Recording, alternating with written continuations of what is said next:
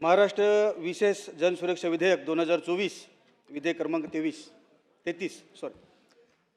ह्या ठिकाणी मुख्यमंत्री महोदयांनी या ठिकाणी हे विधेयक मांडलं। अध्यक्ष महोदय, मी या सभागृहामध्ये डाव्या पक्षाचा एकच आमदार आहे आणि लिहून पाठवा।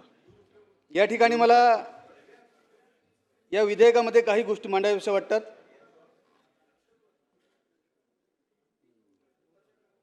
कोणत्याही प्रकारची हिंसक कारवाई किंवा दहशतवादाला आळा घातलाच पाहिजे आणि हत्यारबंद नक्षलवाद जो आहे हा कुठेतरी संपुष्टात आला पाहिजे, तो नक्कीच आला पाहिजे। परंतु हा नक्षलवाद संपवण्यासाठी आपल्याकडे तशा प्रकारचे कायदे आहेत।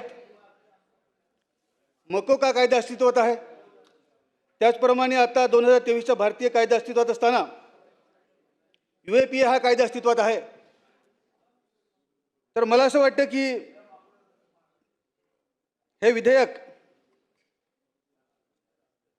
हे आणण्यापूर्वी ह्या कायद्याची अंमलबजावणी करून हा नक्षलवाद कुठेतरी संपवला पाहिजे। आणि आता खरं म्हणजे मुख्यमंत्री महोदयांनी, ते स्वतः गृहमंत्री आहेत, त्यांनी पुढाकार घेऊन आता गडचिरोलीसारख्या भागामध्ये हा नक्षलवाद संपवण्याचा त्यांनी सुरुवात केलेली आहे आणि तो बऱ्यापैकी तो संपलेला आहे, थोडाफार असेल। परंतु मुख्यमंत्री महोदयांनी मार्चचं नाव घेतलं। भारत देशामध्ये आणि स्वतः मी सुद्धा मार्क्सवादी कम्युनिस्ट पक्षाचा आमदार म्हणून निवडून आलेलो आहे आणि मार्क्सवादी कम्युनिस्ट पक्ष हा संविधानाला मानतो। संविधानातील जे काही सर्व कायदे सुव्यवस्थेला मानतो आणि म्हणून अध्यक्ष महोदय, 2017 मध्ये खास करून रोहितदादांनी त्याचा उल्लेख केला की मार्क्सवादी कम्युनिस्ट पक्षाची किसान सभा या संघटनेच्या नेतृत्वाखाली नाशिकवरून 2017 मध्ये शेतकऱ्यांचं आंदोलन, शेतकऱ्यांचा पायी मोर्चा निघाला की जे आमचे वनपट्टे आहेत ते आम्हाला आमच्या नावाने आमच्या सातबारे झाले पाहिजेत। अध्यक्ष महोदय, पायात चपला नसताना हा शेतकरी 200-250 किलोमीटर हा नाशिकवरून मुंबईला आला। त्या आंदोलनामध्ये मी स्वतः तो 200-250 किलोमीटर मी स्वतः चाललेलो आहे। अध्यक्ष महोदय, मुंबईत आल्यानंतर संध्याकाळी आम्हाला समजलं की उद्या ह्या 12वीच्या बोर्डाच्या परीक्षा होणार आहेत,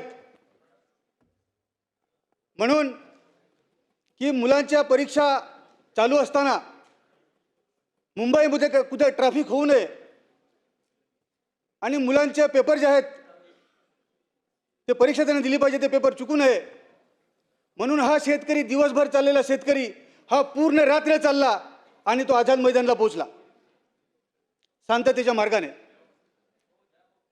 आणि म्हणून अध्यक्ष महोदय, अशा प्रकारचे मोर्चे मग उद्या मी करू नये का? आम्हाला भीती वाटते की अशा प्रकारचे मोर्चे केल्यानंतर बेकायदेशीर कृत्य म्हणून आपण ठरवणार आहात का? अध्यक्ष महोदय, मार्क्सवादी कम्युनिस्ट पक्षाच्या नेतृत्वाखाली centre of Indian trade union संघटना आहे, त्यामध्ये अंगणवाडी सेविका आहेत, संघटित क्षेत्रातले कामगार आहेत, असंघटित क्षेत्रातले कामगार आहेत। या कामगारांना न्याय देण्यासाठी ही centre of Indian trade union ही संघटना काम करत असते। जवळजवळ 29 कामगार कायदे हे एकत्र करून 4 श्रमसंहिता आता आणलेल्या आहेत आणि ह्या 4 श्रमसंहितामध्ये कामगारांच्या बऱ्याचशा सुरक्षितता काढून घेण्यात आलेल्या आहेत कायद्यामध्ये। आणि म्हणून काल 9 तारखेला, कालच्या दिवशी हा संपूर्ण देशभरामध्ये ह्या ट्रेड युनियन रस्त्यावर उतरल्या होत्या की या कायद्यांमुळे कामगार हा रस्त्यावर फेकला जाईल। आज आमच्या संघटनेची मागणी आहे ट्रेड युनियनची मागणी आहे की कामगाराला किमान 26,000 रुपये हे वेतन दिलं पाहिजे, किमान वेतन. आता ते जर दिले गेले ना तर उद्या आम्हाला या संघटना कामगारांना घेऊन मोर्चे काढावे लागतील. अशा वेळेस कायदेशीर कृती म्हणून आपण त्याच्यामध्ये घेणार आहात का? आणि म्हणून अध्यक्ष महोदय, या कायद्यामध्ये मी सुरुवातीला सांगितल्याप्रमाणे की जो संविधानिक अधिकार आहे, हा अधिकार कुठेतरी हिरावून घेण्याचा किंवा त्याच्यावर हल्ला झालेला असं मला या ठिकाणी नमूद करायचं आहे. आणि म्हणून अध्यक्ष महोदय, हे बिल आल्यानंतर मुख्यमंत्री महोदयांनी काही संघटनांची नावं घेतली. ते नक्कीच अशा प्रकारच्या ज्या काही संघटना आहेत त्याचा बंदोबस्त झाला पाहिजे.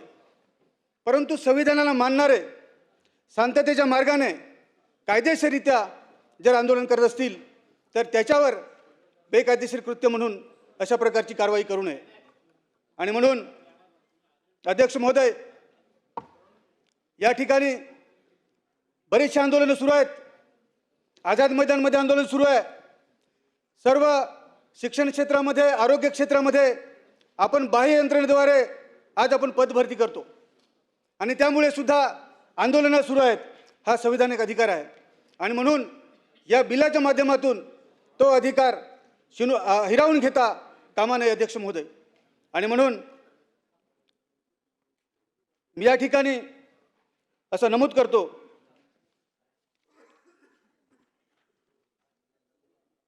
की थोडक्यात हे जनसुरक्षा विधेयक मुळातच असंविधानिक असून त्याचा गैरवापर होण्याची शक्यता आहे, ती होता कामा नये अध्यक्ष महोदय. म्हणून या बिलाला माझा विरोध आहे. या ठिकाणी माझा विरोध दर्शवतो. धन्यवाद.